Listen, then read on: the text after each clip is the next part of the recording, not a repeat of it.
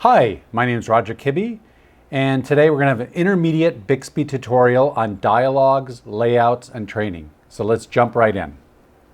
So a reminder on Bixby resources that are available, the Bixby homepage, bixbydevelopers.com, that's where you download the IDE and get all the documentation. Our GitHub repos, github.com, Bixby developers. I'm going to explore some code today that is out on GitHub, and I'll point that out to you, but become familiar with that repo. And our tutorial videos are in the Samsung's developer newsroom, and I have a link there. So our agenda today, we're going to talk about dialogue, match patterns, views, layouts, conversation drivers, hands-free, and training. So I have a useful diagram here that shows the Bixby output components. So this would be for a phone, and at the top there you can see that dialogue. So this is text that's a header, and it's also what Bixby speaks. To note, if this was a device without a screen, the only thing that you would hear would be what's in the dialogue. And in the view, that middle part, that's the actual UI. And in the bottom, and this is optional, is these extra and our follow-on actions. And I'm going to talk about each of these today and how to build them. So let's talk about that dialogue first. Like I said, that's the output at the top of the screen. It's always spoken. And to remind you, if this was a device without a screen, this would be your only output. And dialogue consists of an event, so that's a dialogue type, a match pattern. I'm going to talk about match patterns in a bit, but they're crucial to understanding Bixby, and a template, which is the output. So my example there at the bottom of the screen, so I have a dialogue of type result. My match pattern is just the output, and I'm just saying, hello world, I am a dialogue. That would go at the top of the screen, and Bixby will also say, hello world, I'm a dialogue. So those event types, we saw result there. I'm going to talk about 4 of them, and there's many more, and then give you an example. So the result, no result if there's no information, progress, something is in progress, and selection if the user is going to make a selection. So if you follow those arrows that I have on the screen, I have an example here. We're going to start with a dialogue, which was a selection, and I'm asking you to select your team. And then Bixby is looking up those those team scores. And I have this dialogue about in progress. So dialogue progress, looking up scores, that would show up. And I have 2 possible dialogues, the result dialogue, and that would show the scores for that team, or the no result dialogue if I could not find the team. So just a really simple example how in a single capsule you could use multiple dialogue event types. And in the documentation there's several more, but these are these are the 4 most common that you'll see very often in capsules. Optional fragments. This is something really powerful in dialogue. And when you're creating your template for a dialogue, and you enclose those fragments in these brackets, that makes them render only if the variable in them can render. Okay, let me explain that. So I have an example here. So I have this template. If you look at it, here are some brackets decade, brackets genre, movies with brackets actor. So what this means is from this simple dialogue right here, I could create many different outputs. I could say, here are some 1980s comedies movies with Eddie Murphy. So I have the decade, the genre, and the actor. Here are some 1980 movies with Eddie Murphy. So no genre there. Here are some movies with Eddie Murphy. Here are some comedy movies. All out of that simple template right there. So really powerful when you have different concepts that may or may not have a value, and you only want to create one dialogue there. Use this these fragments there to simplify the amount of code you need to write. Plural and singular. So really common with a dialogue. I have one of something, or I have many of something. So if I look at that code example I have on the right, so I have my dialogue result, and I'm looking up cars, and I can have one car, and if there's only one car in my results, then I say there is one car available. Otherwise, I'd say, which car would you like? Because there's multiple cars available. And how I do this is you see that switch in that plural. Plural is the EL language, which is documented pretty well. It's a pretty simple example of that. And that's just saying, is there one or many? And then I'm switching and deciding what my dialog would be. So pretty common use case, one, many, and use this pattern to do that. So dialog macros. So what the macros are, once again, very useful, especially in a more complicated capsule, is a way to reuse dialog code across multiple dialogs, okay? So I have an example here, and let's actually look at that macro on the right-hand side first.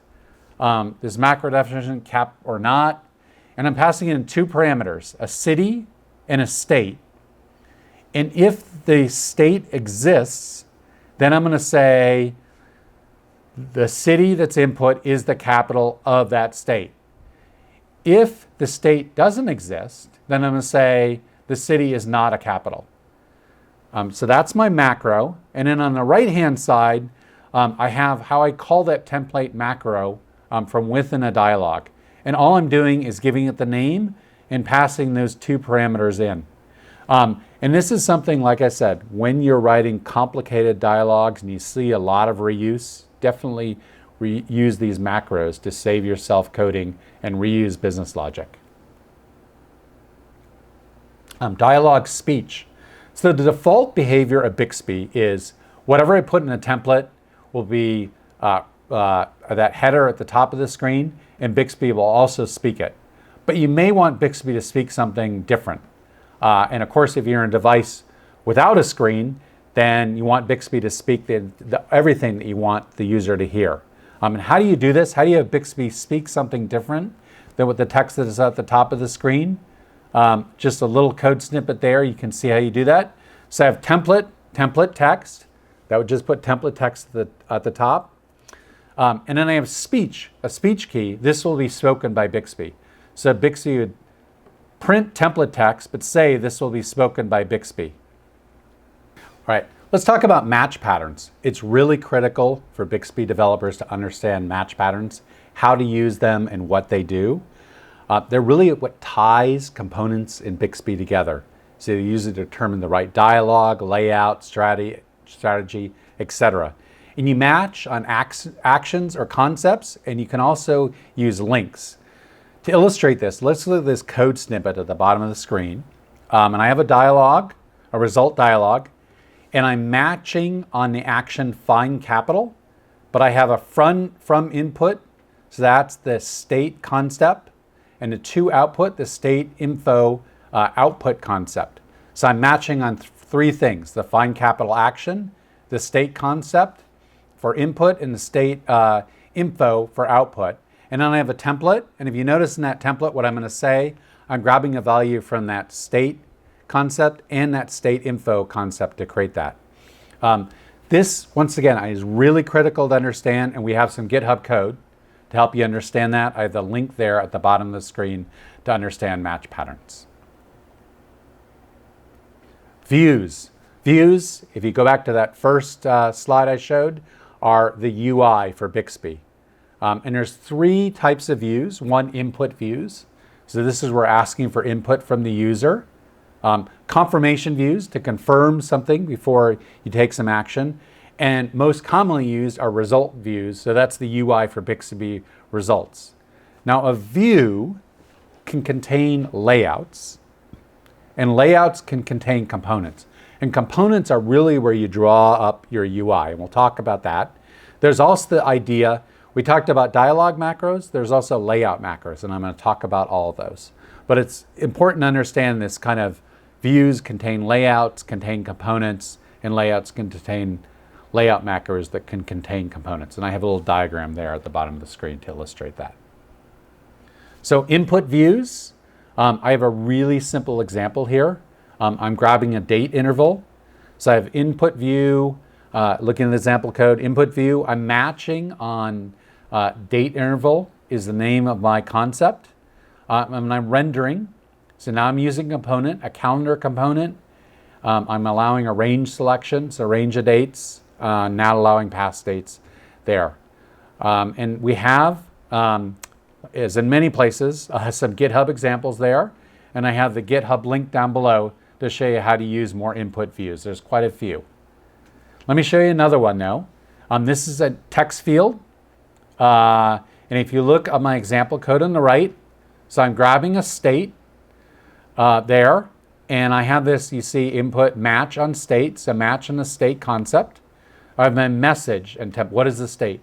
A message is the same as a dialog. So within an input view, instead of using a dialog, you can just use message, and everything, speech keys, etc., works exactly the same. And then I have render, and this is how I create a form. And all that markup there basically says grab text input of state, the value is state. And when I have a form, I need to tell you what to do on submit. In this case, on submit, I'm just setting state, the state input, to the state concept. And just to remind you, there's a lot of these, and we do have GitHub examples, and I have that GitHub link at the bottom of the screen. Result views.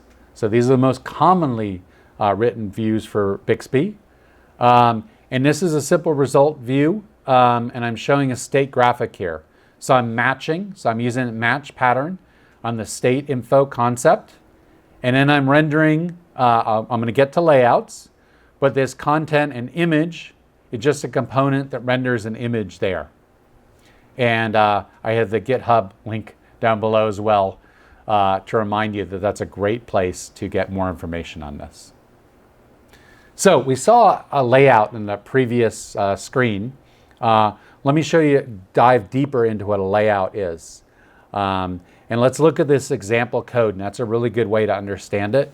So I have my match pattern there, and then I'm rendering a layout, and then it goes section. So what a section says, when I'm rendering the UI, I can have different sections, and within a section, I can have one or more components there.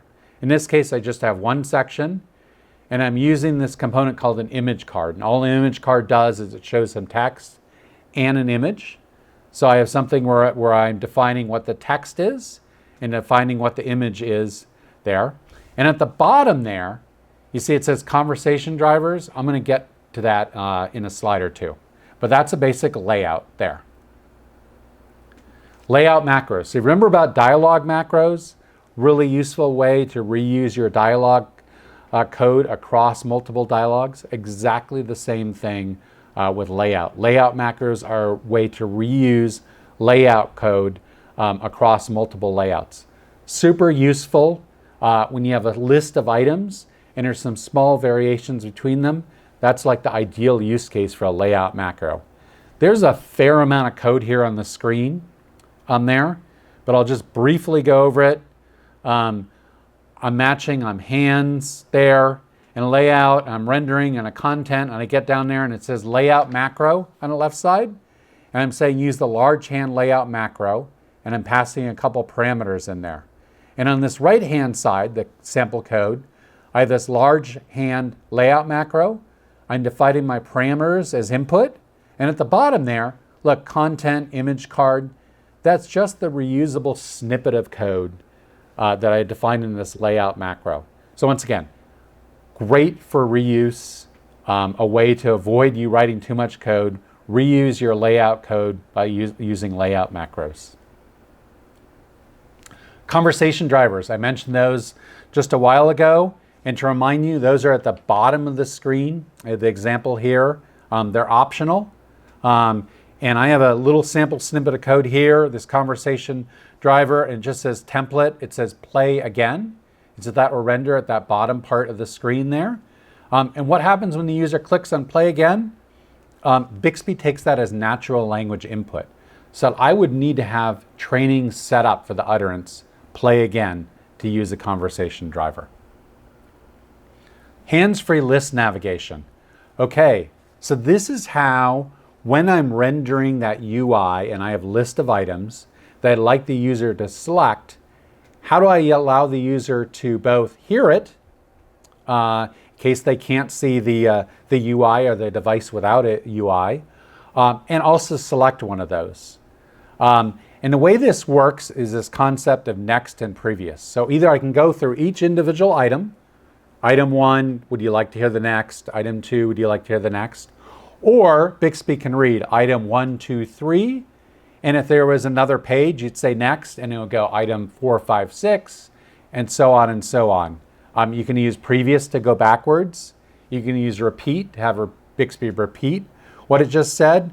And it also allows ordinal selection. So if I had the first, second, and third, item A, item B, item C, I could select it by saying item B, but I could also select it by saying the second.